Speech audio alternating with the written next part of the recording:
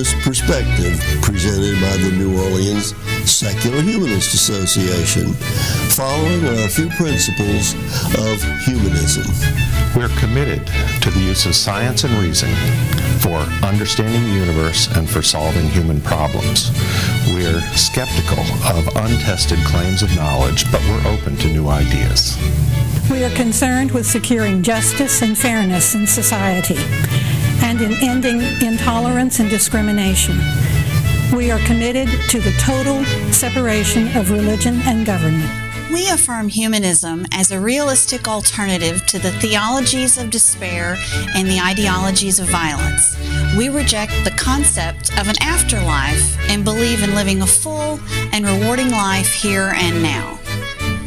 We value and respect each individual's right to judge and lead their lives according to their own position, as long as it's respectful of other people, living in a free society. We hope you enjoy today's program and others in the weeks to follow.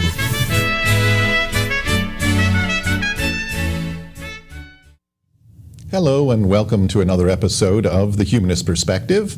I'm your host this evening, Jim Dugan. My guest this evening is author Patty Friedmann. She's a native of New Orleans. She graduated from Isidore Newman School and later from Smith College and Temple University. Her darkly comic novels, many set in New Orleans, include the award-winning Secondhand Smoke and Amazon bestseller Too Jewish. Her short stories and essays have appeared in numerous outlets, and her stage productions include The Accidental Jew and Lovely Rita. She has a new book coming out September 15th titled Organized Panic, which took second place in the Faulkner Wisdom competition. A story of family and sibling rivalries, it is narrated by Cheska Price, who was raised without religion, but must find ways to cope with a brother who becomes a Christian minister. Patty, welcome, and thank you for joining us this evening. It's always nice to have a local author on the show. Thank you for having me. So tell us a little bit about your novel. What's it about? Well, I once had a really wonderful editor who said, you have to ask two questions.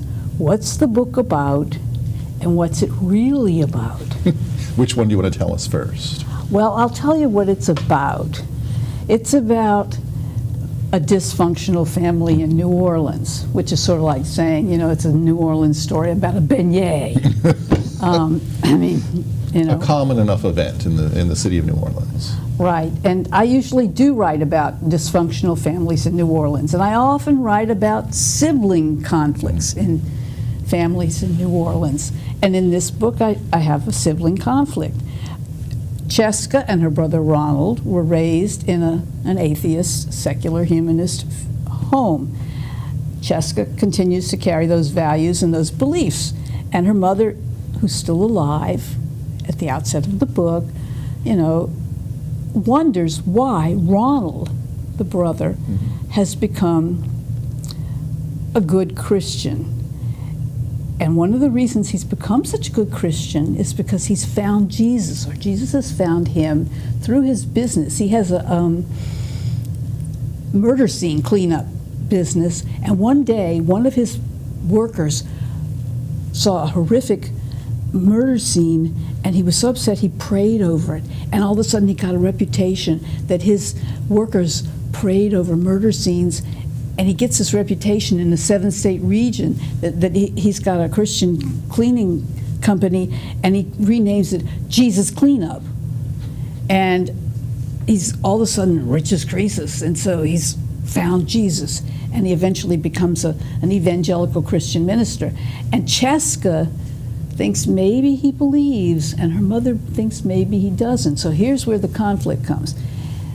And that's the storyline. That's what it's about. What it's really about. Okay, now we're getting into the depths here. What's it really about? What it's really about is their conflict of ideology.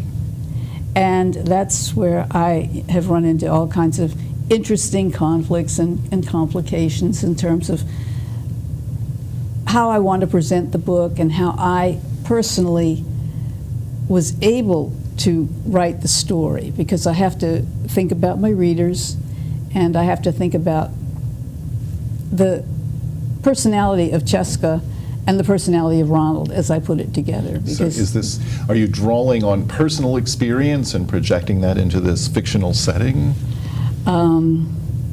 Well, there's a really strong autobiographical element in this book. So I have to say, as a reader of the book, and the book is written in the first person, and I've never met you before, but I saw your picture on the back of the book, and I hear the voice of the main character as she's speaking. We hear her thoughts and her speech, and I just see you as that person. You flatter me because I made her so lovely.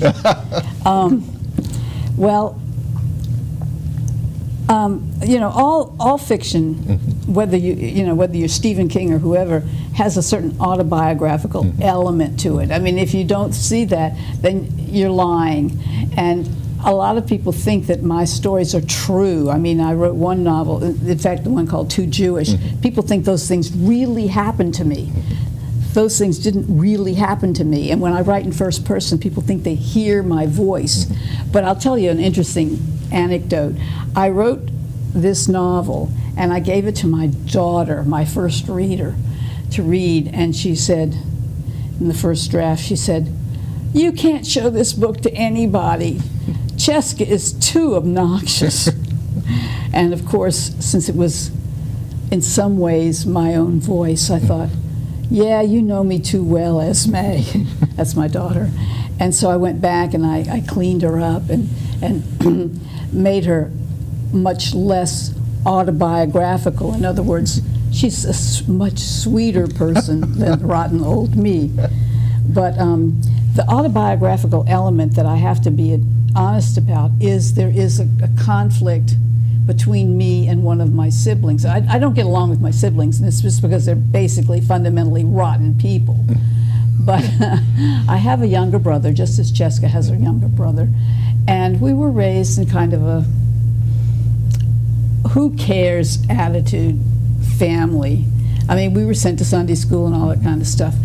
But when I was at my graduation from college, my brother, crying out for attention, announces, "I'm going to be a rabbi when I grow up." And I, fully educated now, because I had a diploma, I said to him, "So, do you believe in God?" And he said, "I don't know." And I said, "Don't you kind of think you ought to think about that before you do it?" And he just sort of went off and got a snack. And I never asked him again, and he became a rabbi, and he became a crummy rabbi. But when I wrote the book, in some measure, I did want to play out the, issues of religious versus non-religious, and me versus brother in the story.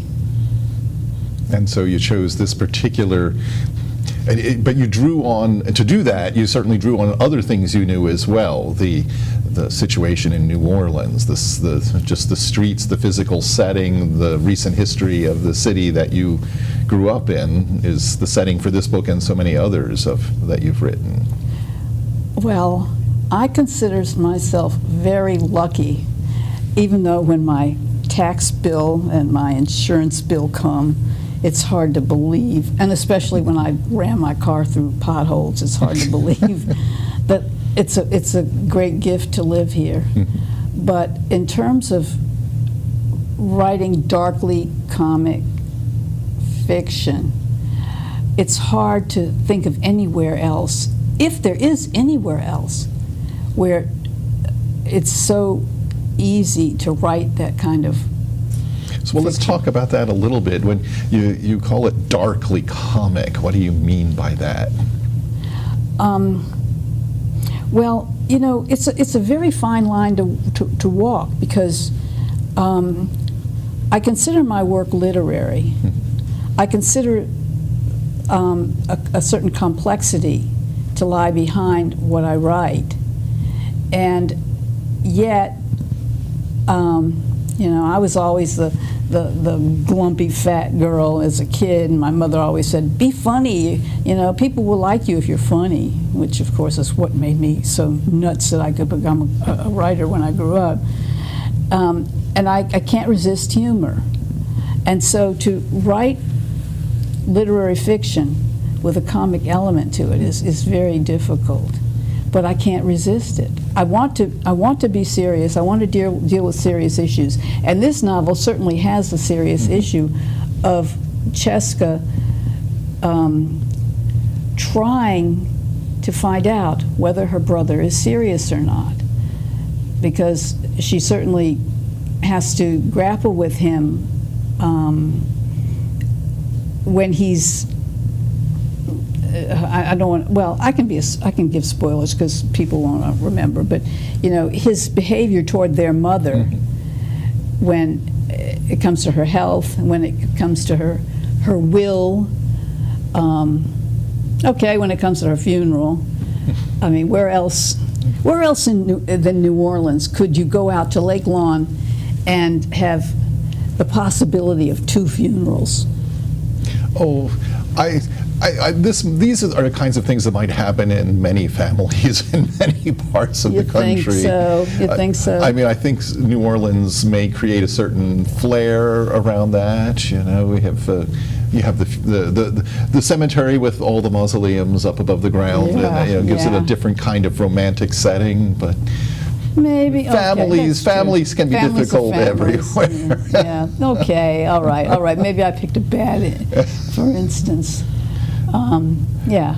You know, there's always the families that have the 2 weddings. You know, so the one side of the family can have the one religion, and the other side of the family can have the other religion, and you're right. Those kinds of things. But here in New Orleans, that's the old saying, right? We don't just we don't lock crazy away. We let it sit out on the porch and give it a mint julep. Right? Yeah. Yeah. Well, maybe I shouldn't say that New Orleans gives me the fodder to play with. Maybe I should just say I can sit here in my house and work at my computer, and then I can go over to Robert's and buy my groceries and stand in line and joke with the people behind me and go home and feel, ooh, I'm still crazy. Good. Let me write. And you think craziness is a significant aspect of being a writer? Oh. Well, I think having a skewed view of the world is, well, okay, for me it helps, because I do think making up something like Jesus Cleanup as a business name is a little odd. So you do have to have something to say in writing that other people want to read anyway. I guess you have to have a perspective that's a little different from most people's. Yeah, and when you're writing something literary, you're walking this fine line because you never want to tie it up in a perfect package. You don't want everybody to ride off happily together. You have to leave room for ambiguity. You can't at the end have everything completely understood and completely resolved. So that's a complication. Sometimes that's hard to do in a book like this, because a lot of the material are really the thoughts inside of somebody's head, and you know, we're from the outside looking in. You don't know all the background. You've imagined a whole universe in your head, kind of supplying your own life and the fictional life that you give your characters, and maybe we as readers don't always know what all that is. Yeah, and I realized something, I don't know, when I was sitting around idly one time, I realized that I always write in the first person. And then I realized, no, I don't. I remember writing a short story in the third person, and that was because the main character was male. And so I guess I identify very intimately with my narrators, and maybe it's like acting, I don't know, where I just completely take on the mantle of the character and immerse myself in her. Now, when Esme, my daughter, told me that Cheska was too strident and nobody would want to identify with her through the process of reading the book. I mean, I remember there's one scene early on in the book where they're at Thanksgiving dinner, and everybody is saying what they're thankful for. And Cheska is vegan, and everybody else is, at a Thanksgiving dinner, you're really looking for trouble if you don't want to eat turkey. And so she's sitting there with her bowl of spinach and tofu and saying, I'm thankful for my food that means no animal was killed. You're walking a fine line to try to keep that character from annoying the heck out of everybody else. And so I have to get inside the head of that character and try to make Rotten Patty a sweet voice. But both of your characters are deliberately provocative, both the narrator and her brother, because she'll do things like that. She'll say, oh, I'm thankful for my vegan food that no animal died for, and he'll say, well, you're dating some guy that you're not married to, so you're going to burn in hell. Yeah. But I tried to make her more apologetic. I tried to make her more likable, and that's another risk that you take when you write. You do not want to make the antagonist too comically or, well, you don't want to make him so offensive that he doesn't seem like he's three-dimensional. It's sometimes a little bit hard to believe his character, and yet I think many of us have known people like that, this kind of aggressively, I don't know what you would call it, spiritually snobbish, maybe, or... Oh, yeah. We're seeing a lot more lately than before. You think that's topical? Yeah. I mean, your book is dedicated to... Someone really very topical, yes.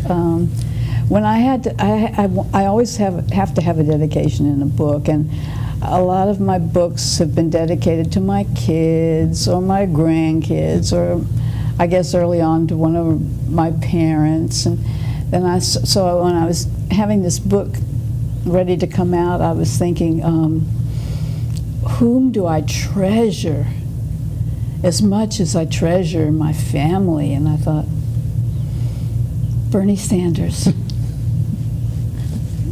So you dedicated the book to Bernie Sanders. Yeah. Which does kind of make that tension, that religious secularist, that modern, anti-modern kind of tension, something that relates to current events. Yeah. Bernie Sanders is smart in that he would never reveal exactly what his ideology or theology is. But I'm sure in the cold, calm, quiet of his private spaces, he's a secular humanist. I'm very skeptical about any claimed religiosity at that level of elected officials. I know. They know that they can't go out offending people. I mean, that's an issue that I've had to deal with is my readership. It was a big worry for me. I had a long haul trying to figure out how to get this book into print, because at first I felt like I had discovered something about the marketplace, which was people were very scared about taking on a book which I was touting as possibly the first contemporary, I don't know exactly the terminology, but it was just a novel about an atheist, narrated by an atheist, and it wasn't science fiction and it wasn't fantasy. It was just a plain old contemporary novel. And you don't see any, I mean, if you look on Amazon and you type in atheist, you're going to get science fiction, you're going to get fantasy. You don't see anything told from the point of view of an atheist. And I think most agents and publishers all think there's just not a market for that. And that's why there isn't any. But when you look at statistics, there are a huge number of people who identify as none. under religion. And there also is a huge percentage of the population that identifies as atheists. And I thought, well, that's wrong. And then I realized instead of focusing on that segment of the population as my target readership, I needed to just use this as a plain old good story. So And you're still targeting a much broader audience. I'm just selling it as another Patty Friedmann novel, but I also know that atheists, secular humanists, all of them can read it and see that this is the wave of the future. I mean, that there should be more books told from the point of view of atheists who are struggling against just normalcy of people who go to church on Sundays. Is that the main message you want to deliver to secular humanists, or what are you trying to say to that part of your audience? Please feel vindicated. Please encourage other writers to start writing stories from this point of view. I mean, I want this to, well, you know, I don't live in a dream world that I'm going to launch anything. But it would be nice if there would be more books from the atheist point of view, just of the functioning in society. I'm not sure how much of a tangent I'm going to create here by asking the next question, but I think it's related, and that is that you have been heard to say that you were born in the wrong time. And that, what do you mean by that? Am I on the right track here? Well, yeah, well, I've had this experience before. I wrote a humor book. My very first published book was called Too Smart to Be Rich. It was a humor book, and it was in the Reagan years, and it was about the young urban failure. When there were the young urban professionals, I was talking about the young urban failures, about people who, you know, who weren't doctors and lawyers. They were really smart, and you know, living a different kind of lifestyle from the yuppies. And it was ahead of its time. And gradually people began to see that was really, really on target. And I realized the book was just ahead of its time. Of course, well, I won't go into details about that book, but it was a highly successful book, you know, syndicated by the New York Times and all that kind of stuff. But it was clearly ahead of its time. And I've had several other publications that just seem to come out, you know, 5, 10, even 20 years ahead of their time. Now, Too Smart to Be Rich, I put it back out on Kindle a few months ago, and I said, now's the time when people are too rich to be smart. Because, you know, the political atmosphere. Anyway, this book, I think, is coming out a little before. I mean, I know that 10 years from now, the population is going to get so much wiser about the universe. And we hope.